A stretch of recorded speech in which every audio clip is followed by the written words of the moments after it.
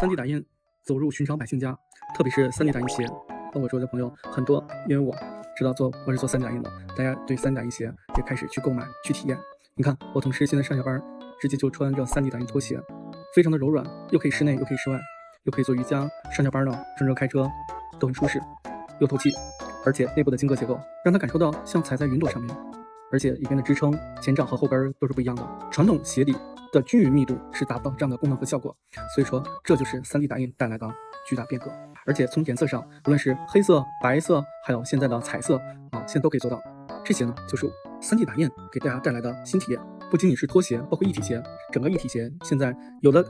带着鞋带的，有的直接是一体的不带鞋带的，鞋领口直接带开口，都不会影响大家的穿着。当然呢，现在的价格可能会有的达到了1000多，从成本上还是有点偏贵。但是像我们这款 3D 打印拖鞋已经达到了历史底线，所以说大家也可以